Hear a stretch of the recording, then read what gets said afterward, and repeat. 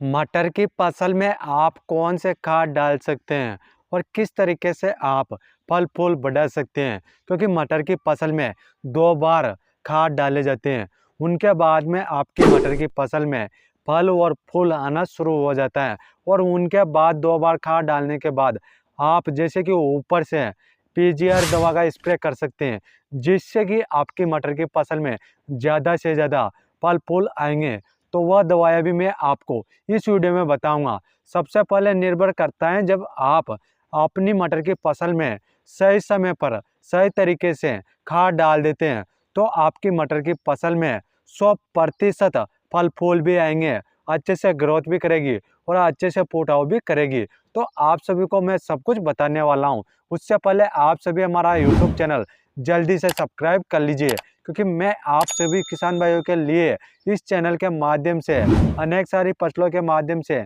जानकारी देता हूं कि आपको अपनी फसलों में कौन कौन से रोग लगते हैं या फिर कौन कौन से कीट लगते हैं, तो उन सभी की जानकारी आपको इस चैनल के माध्यम से देखने को मिल जाती है। सबसे पहले बात करते हैं, जब आप किसानों की मटर की फसल 20 से 22 दिन की हो जाती है तो उस समय पर आप फल पानी पिला सकते हैं और फल पानी के रूप में आपको लेना है खाद। जैसे कि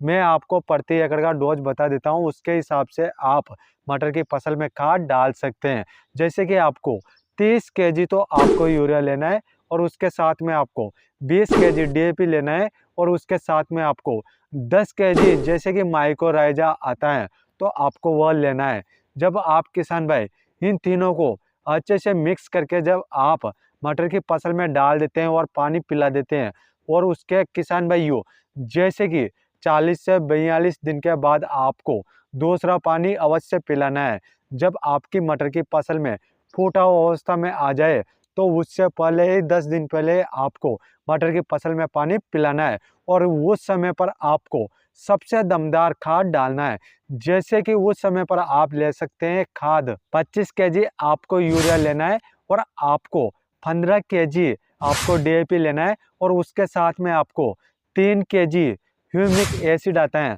तो आपको वह लेना है और उसके साथ में आपको जो थायोफेनाइट मेथाइल आता है फंगिसाइड, तो आपको 500 ग्राम उस फंगिसाइड को ले लेना है, जिससे कि आपकी मटर की फसल में किसी भी प्रकार की जड़ गलन की समस्या देखने को नहीं मिलेगी। जब आप किसान भाई इन सभी खादों को अच्छे से मिक्स करके जब आप दूसरा पानी के साथ डाल देते हैं तो आपकी मटर की फसल जैसे कि 8 दिन बाद ही उसमें फुटाव भी अच्छे से होना लग जाएगा और उसके 10-12 दिन बाद आपकी मटर की फसल में फल फूल भी आना शुरू हो जाएगा और अच्छी अच्छी और नए नए शाखाएं निकलना शुरू हो जाएगा और आपके पौधे अच्छे से ग्रोथ करेंगे और अच्छे से हरी भरी रहेगी। तो इस तरीके से तो मैंने आपको बताया कि मटर की फसल में आप कौन कौन से खाद डाल सकते हैं, जिससे कि आपकी मटर की फसल अच्छे से हरी भरी रहेगी, ग्रोथ करेगी और फल फूल भी आएंगे। तो इस तरीके से तो आप खाद डाल सकते हैं। और अब बात करते हैं कि आपको मटर की फसल में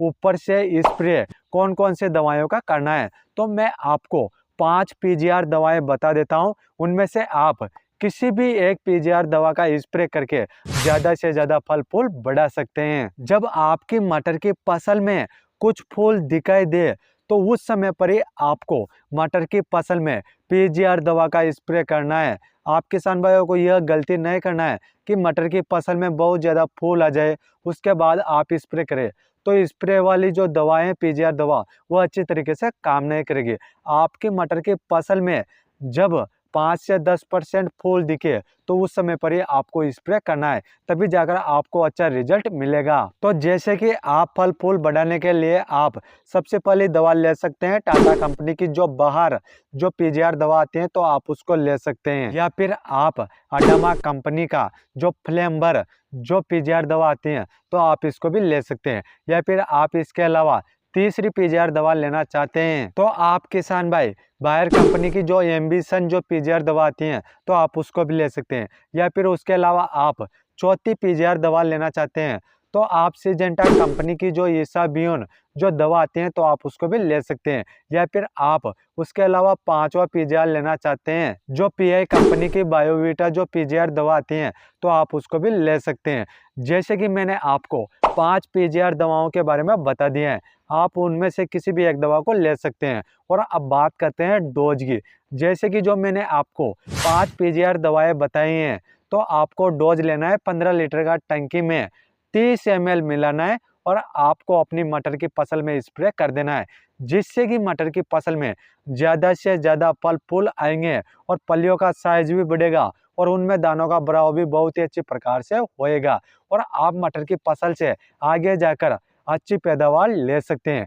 तो इस प्रकार से मैंने आपको खाद भी बता दिए हैं और पीजीआर दवाओं का स्प्रे किस तरीके से करना है तो उसके बारे में भी बता दिए हैं। और इस वीडियो को इतना शेयर करिए कि राजस्थान में जो भी किसान भाई मटर की फसल करते हैं, तो वह किसान भाई भी इस वीडियो को अच्छे से देखकर मटर की फसल में वह खाद डाल सकते हैं और दवाओं का स्प्रे कर सकते हैं और अच्छी पैदावार ले सकते हैं। और आप सभी ने अभी तक हमारा यूट्यूब चैनल सब्सक्राइब नहीं किया है, तो जल्दी से आप सभी हमारा यूट्यूब चैनल जल्दी से सब्सक्राइब कर लीजिए और पास में जो घंटी है तो उसको भी दबा दीजिए, जिससे कि आप सभी को नई नई जानकारियां हमारे इस चैनल के माध्यम से देखने को मिल जाएगी। यदि आप किसान भाइयों को किसी भी प्रकार का डाउट है या फिर कुछ भी समझ में नहीं आए हैं, तो आप हमें कमेंट करके आप हमसे पूछ सकते हैं। हम आपका कमेंट का रिप्लाई जरूर करेंगे। फिर मिलते हैं अगली वीडियो में। धन्यवाद किसान भाइयों।